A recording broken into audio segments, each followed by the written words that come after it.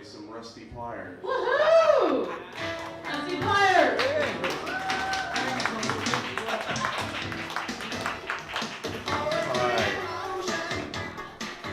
Gee, what, hey, hi.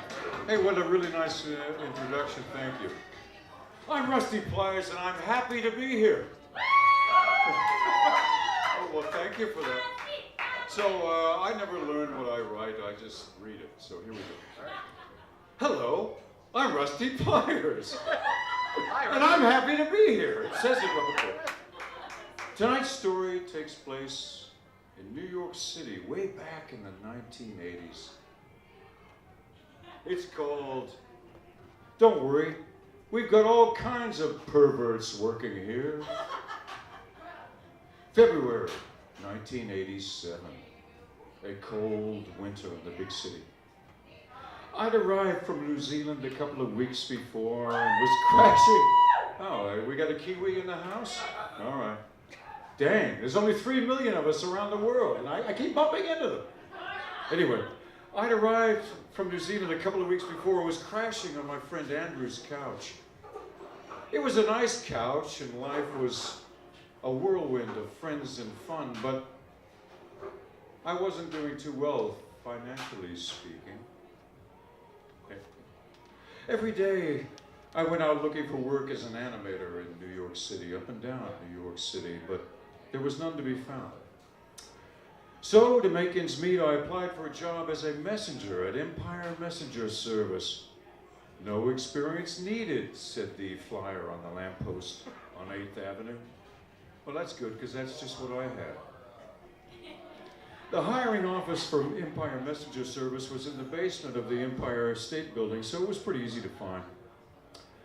After filling out a brief but surprisingly invasive questionnaire, I joined many others on a bench and waited in the stuffy, overheated room for my turn for an interview.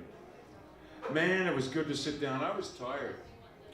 The night before, some idiot, me, had borrowed enough money from somewhere for a couple of 8 balls, and we'd been all over town drinking and jabbering like monkeys until dawn.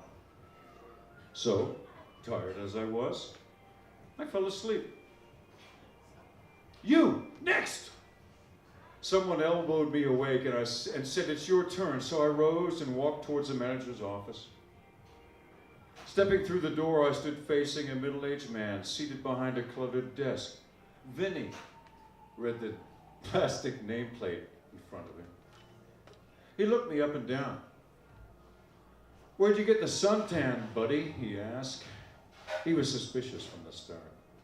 Suntan, I answered. What fucking suntan, mate? Crikey, I've been freezing my freaking ass off since I landed in the bloody bleeding Big Apple. I didn't mean to answer that way, really I didn't. It just sort of popped out. I should have just answered and said, explained how I got my suntan, that I was from a land down under where summer was winter and winter was summer, and that's how I got my suntan. But no, not me. I was half asleep and I had to let loose, you know? I'm never at my best when I first wake up. I wonder if you're like that too. You're not from around here, huh? Asked Vinny. You speak English? That was English, wasn't it? Yeah, I answered, that was English. You got a funny accent, he said. You a Limey? No, I answered, I'm a Kiwi. I explained where I was from. He glanced at my questionnaire on his desk. It says here you're an artist. Yes, I replied proudly, I am. Well, he said magnanimously, I think we can overlook that. Then he asked simply, healthy? Healthy, I affirmed. Sure, I was healthy as an ox, and twice as smart, too. Or would be when my hangover was gone. Criminal record? He inquired. Not in this country, mate, I joked. Haven't had time, I just got here last week. I thought so, he exclaimed. Back in New Zealand, huh? He leaned forward and asked, what crime? Felony or misdemeanor? Now, maybe it wasn't too smart to make a joke about my criminal record to my potential employer like that, but after my what the fuck suntan mate outburst earlier, I figured we had an understanding. Vinny and me. Criminal record, I started to protest. There wasn't any.